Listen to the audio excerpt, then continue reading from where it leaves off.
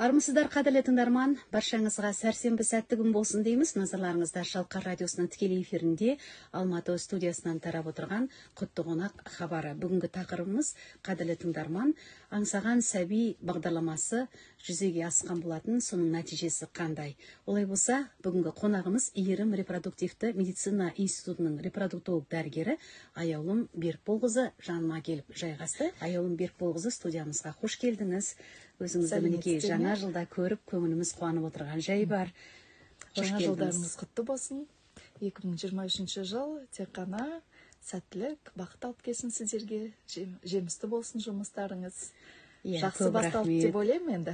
Тамаша, жақсы жаңалықтарды сіздерден естейміз. Себебі Аяулым ханым, президентіміз Қасым-Жомарт Тоқаевтың қолдауымен 2021 жылдан бастап аңсаған сәби бағдарламасы жүзеге асқан болатын.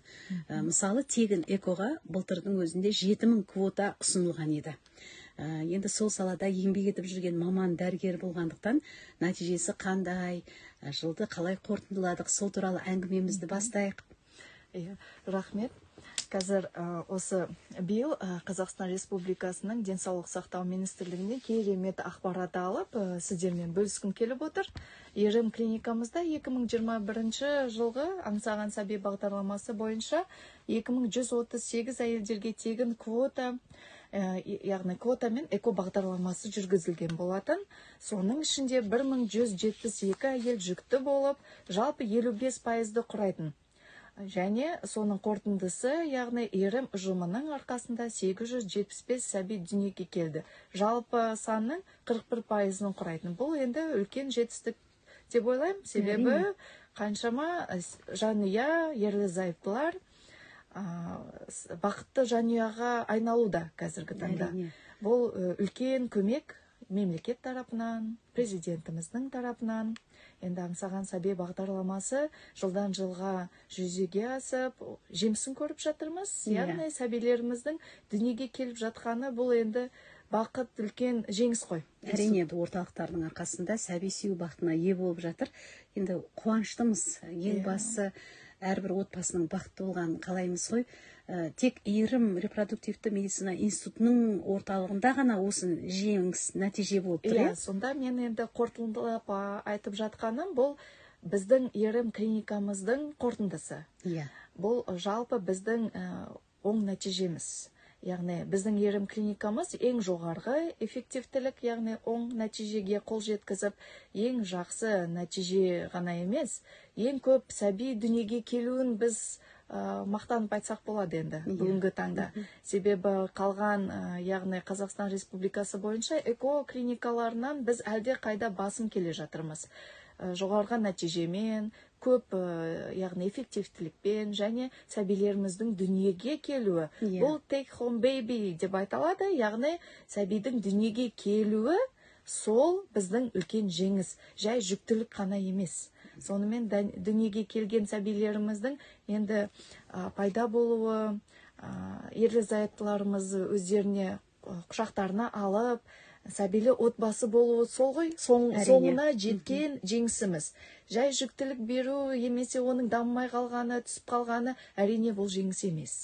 Толық нәтижеге жетуіміз осы сәбилердің қолына, құшағына алуы, үйлерінде бақытты отбасы болулары. Сол 875 сәби дүниеге келуі деген бұл шет елден салыстырғанда ешқандай кем емес. Сонда біз шет елден қалып отырған жоқпыз қазіргі таңда. Бәрекелді. Енді өте қуаныштымын былтырғы жылдың сіздер үшін жемісті болғаны. Биылға аңсаған сәби бағдарламасы жүзеге асар ма екен? Қалай ойлайсыз? Күтіп отырсыздар ма? Әрине. Енді біз 2022 жылға арналған квота бойынша барлық бағдарламаны тамамдап, енді сәбилеріміздің дүниеге келуін асыға күтеміз. Және әрине осы биылда 2022 жылдың нәтижесі қорытындысы бойынша ең тиімді эффективтілікмен, ең жоғарғы нәтижемен тағы да жоғарғы көрсеткіш көрсетеміз деген біз үлкен үміттеміз. Өзіміздің денсаулығымызға дұрыс күтіммен қарамауымыз осының барлық әсер етеді деген пікірлерді айтасыздар ғой негізі дәрігерлер. Соңғы уақытта енді оның нәтижесі не жағдайдан біз осындай бақытқа ие бола алмай жатырмыз. Қазір жастарымыз әсіресе кеше үйленген жастардың арасында көп болып тұр. Бұл проблема кездеседі, бұл жоққа шығаруға болмайды бұны. Бірақ үміттерін үзбеу керек. Болады. Себебі бұл бедеулік ол емделеді. Тек қана дер кезінде емделіп, дер кезінде дәрігерге қаралып, дер кезінде болмай жатқан өзінде эко саласымен де, бағдарламасымен де көтеріп кетуге мүмкіндік бар. Сондықтан үміт үзбей, мен сәбилі боламын, ана боламын деген сондай үмітпен, сеніммен қараса, әрине бұлған қол жеткізуге болады. Ең басы сенімді жоғалтпау керек. Сенімді жоғалтпау. Үмітті сөндірмеу керек. Бірден ажырасуға дейін бармау керек. Мысалы, болмай жатыр деп. Себебі шешімі бар, емі бар.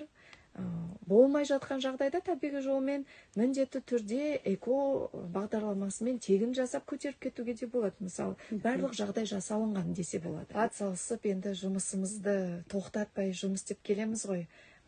Енді мейрамға да қарамай, себебі сәбидің дүниеге келу үшін ол жерде енді демалысқа қарамау керек. Демалыс болып қалды екен деп оны шегеруге болмайды. Және де көптеген емделушілеріміз өздерінің жаңа жылдық сәбилерін мысалы киіндіріп, суреттерін жіберіп жатыр. Қандай күшті. Міне кішкентай қоянымыз, қоян жылы деп, қоянша бізді киіндіріп қойып, және фотосессия жасап жаңа жылдық деген сондай сәбилерді көріп енді қуанып отырасың. Осы оң нәтижені көргеннен кейін қуанасың, стимул аласың әрі қарай жұмыс істеуге. Әрине. Одан кейін осы ғой бақыт деп жұмысымның оң нәтижесін көргеннен кейін одан бетер жақсы жұмыс істегім келеді, одан көбірек пациенттерге, емделушілерге көмектескім келеді. Әйтеуір соңында осы сәбилерді көру ғой, осылардың дүниеге келуі.